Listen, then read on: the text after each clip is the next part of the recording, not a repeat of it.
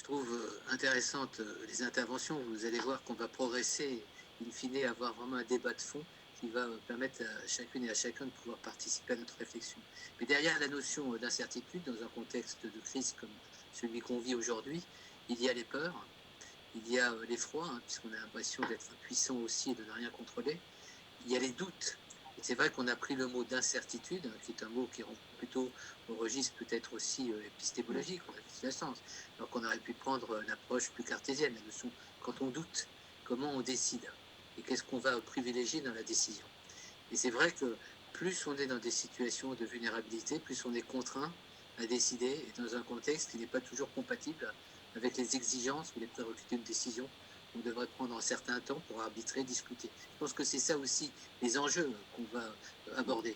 Tout à l'heure, j'étais attentif finalement, et ça pour moi était tout à fait important, et j'espère que chacun en a pris compte, quand on a eu la première intervention de François Blot en tant que réanimateur, donc qui est souvent dans l'urgence aussi, par rapport à des maladies comme le cancer, il dit ce qui est important, c'est de prendre le temps de la décision et que souvent on a le temps effectivement d'une délibération. On peut mettre en place une réanimation d'attente, par exemple. Mais lorsqu'on est dans une situation où l'impatience de la société, c'est qu'on agisse, l'impatience des personnes malades, des familles, c'est qu'on puisse accueillir des personnes, même si les capacités d'accueil sont limitatives et qu'on est obligé de trier, par exemple, c'est-à-dire de sélectionner qui on va sauver et qui malheureusement on renoncera à mettre, j'allais dire, dans une stratégie de thérapeutique. Voilà que la décision, elle prend un poids qui est un poids moral, un poids sociétal. Et voilà aussi, et j'en termine là-dessus pour dire à quel point les décisions qui sont prises ont des conséquences sur la confiance qu'on va faire ensuite à celles et ceux qui décident, et ensuite à nos politiques. Pour dire à quel point, quand vous êtes, vous les professionnels, sur le front de la décision, et toi tu en sais quelque chose, Christine, parce que tu es aussi dans la décision en famille, par exemple, dans tes compétences, tu es dans la décision face à des personnes en situation de vulnérabilité pour travailler au CAGE de Nanterre. Donc dans des décisions complexes, dans des décisions, j'allais dire, où il y a tellement de dilemmes à prendre en compte, on voit à quel point le poids de la décision, c'est le poids de la responsabilité, assumable ou pas assumable. Et c'est peut-être une question qu'on peut relancer à vous deux. Maintenant, ensuite, on va voir Jean-Pierre Purnier qui va appréhender la décision avec son expérience d'hospitalier et de responsable de la CRSA et de France. Mais c'est vrai que la difficulté de décider face à l'indécidable, quelquefois, dans un contexte qui n'est pas compatible avec les décisions, comment on assume? Comment on va privilégier le moindre mal? Voilà, c'est une question que j'aimerais aussi bien poser à François qu'à Christine. François, en tant que cancérologue, on te voit dans ton bureau, je ne sais à quel étage de l'Institut Gustave Roussy, ton quotidien est fait de l'indécision et de personnes qui sont aussi indécidées, de la décision de décider par rapport à leur stratégie thérapeutique quand elles sont atteintes de cancer.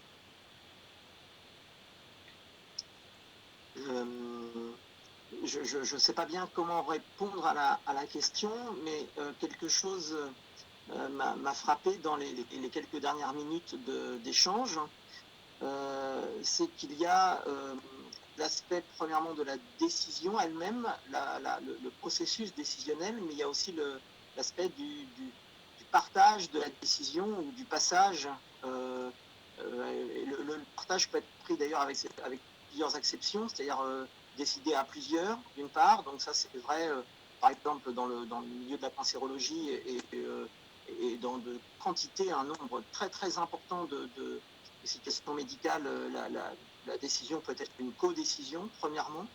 Et puis, deuxièmement, quelles que soient les modalités par lesquelles cette décision a été prise, il faut qu'elle soit ensuite que l'on chemine à travers elle et qu'on l'applique. Et ça ne peut pas se faire s'il n'y a pas un partage et une adhésion et un contrat commun passé l'un avec l'autre. Et il m'a semblé, tout à l'heure j'ai essayé d'être modeste en disant que j'avais pas de discours politique parce que je me sens pas les épaules, mais qu'une des choses, peut-être un des enjeux qui se voit d'abord en médecine au quotidien et puis qui s'est vu beaucoup lors de la communication sur telle ou telle décision sur l'isolement, sur le confinement, etc., et l'acceptation par la population, c'est que ce phénomène d'adhésion de chemin à faire ensemble a pas forcément été très très bien réfléchi.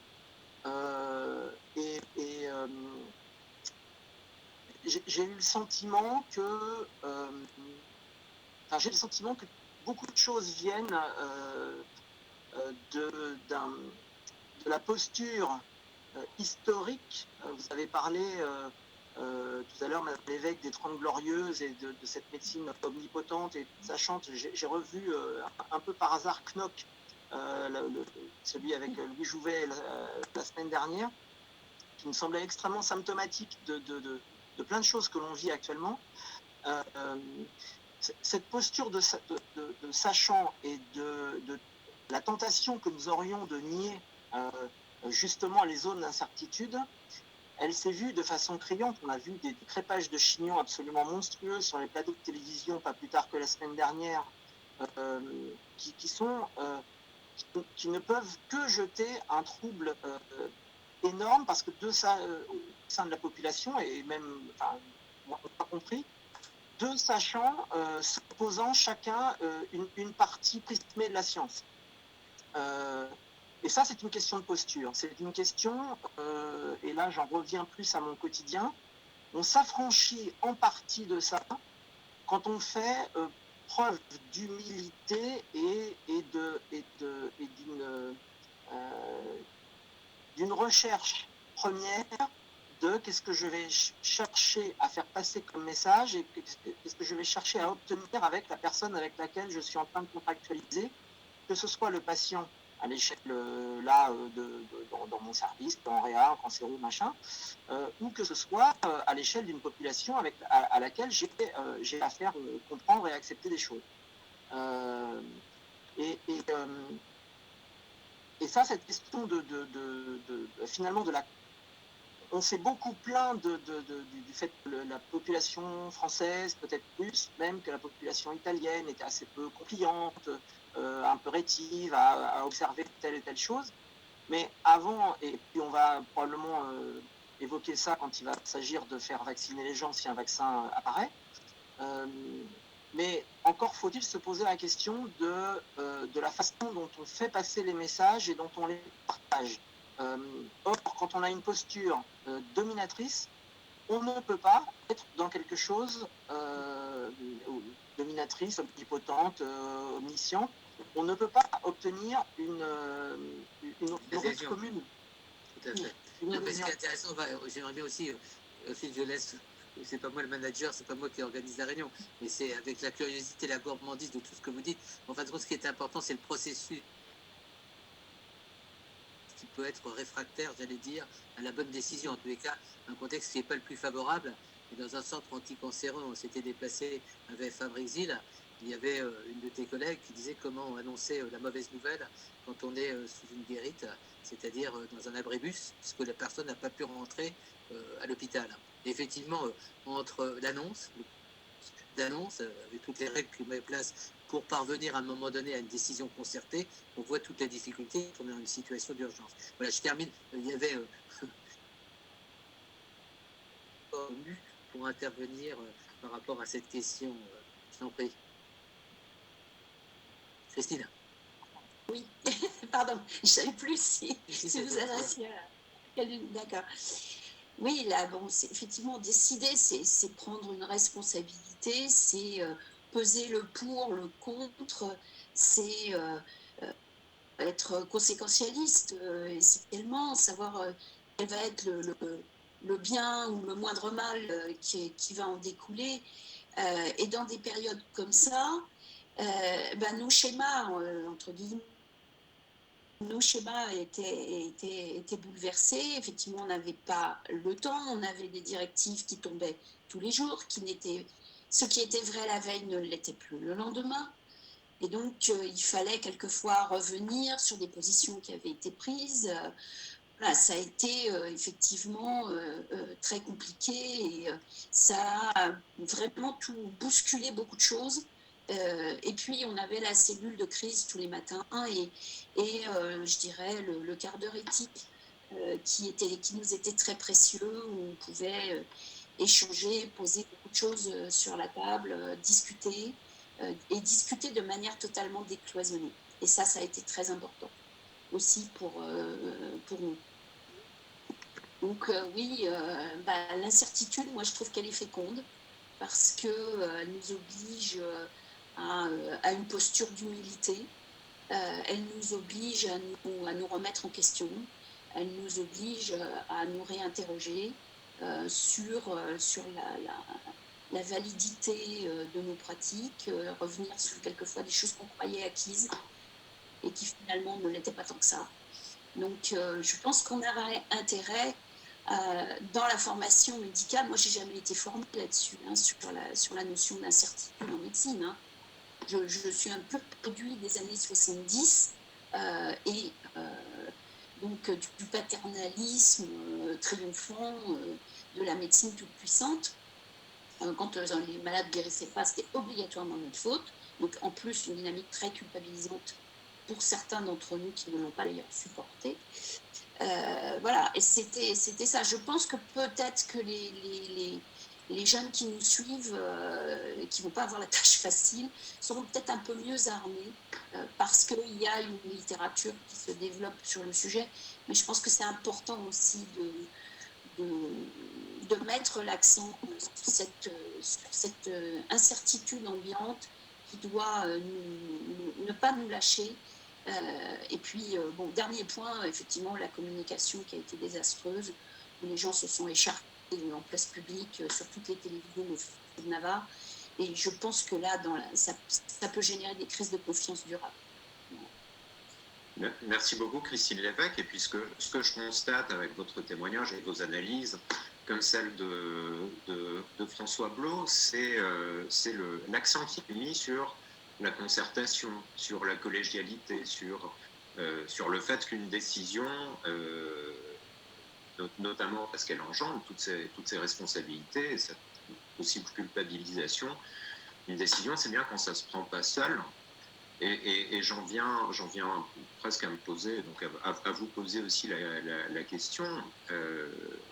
Qui dit décision, dit on essaie de prendre la bonne décision. Cette bonne décision, est-ce qu'elle est davantage tournée vers la satisfaction ou l'optimisation d'un indicateur, d'essayer de minimiser le nombre de morts en cas de pandémie ou quelque chose comme ça? Ou bien est-ce que la bonne décision, elle ne serait pas davantage tournée justement vers le bon processus de décision, celui qui met le mieux en œuvre des procédures justement de collégialité, de concertation et donc d'entraînement d'adhésion des personnes concernées? Mais vous n'êtes pas obligé de répondre tout de suite. Oui, bien sûr. Ouais. Avec plaisir, allez-y. Évidemment, je trouve que la deuxième proposition que vous faites est bien plus l'emporte sur la première, c'est-à-dire que plutôt qu'un indicateur, le processus décisionnel l'emporte largement à mon sens, et le fait de décider ensemble et de décider avec quelqu'un et pas pour quelqu'un.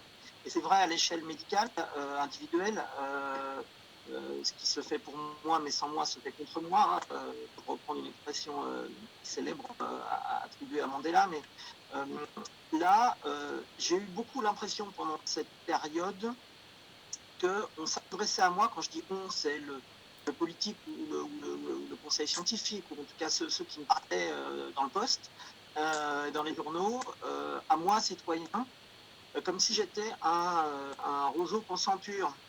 Comme si j'étais un pur cerveau et que j'allais comprendre ce qu'on m'expliquait de façon objective. Or, premièrement, ce qui était objectif n'était pas tant que ça, parce qu'on manquait beaucoup d'informations et de connaissances sur le virus, la pandémie, la diffusion, etc.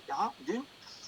Deux, quand bien même aurait-on su plein de choses, on ne peut pas, et je reviens à l'histoire de l'adhésion thérapeutique ou de l'adhésion tout court à un processus de décision, même politique, on ne peut pas m'emmener, me faire marcher si on n'a pas pris en compte ce qui se passe dans ma tête ou de patient ou dans ma tête de citoyen, tous les biais cognitifs et émotionnels qui sont les miens.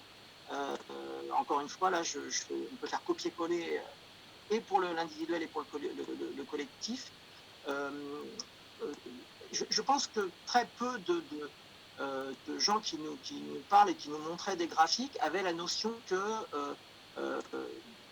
la même information qui dit par exemple 90% de chances de ceci, ou qui dit 9 chances sur 10 que ceci, c'est-à-dire c'est exactement la même chose, eh bien c'est pas du tout pris de la même manière dans nos cerveaux et interprété de façon complètement différente. Et si quelqu'un d'autre me dit 1% ou 10% de risque versus l'autre qui dit 90% de chance, ça va être également interprété les effets de cadre, les heuristiques, les raccourcis mentaux, etc. sont extrêmement nombreux dans nos têtes de patients et donc forcément dans nos têtes collectives. Et merci beaucoup de le rappeler. J'aimerais maintenant passer la parole à Jean-Pierre Burnier.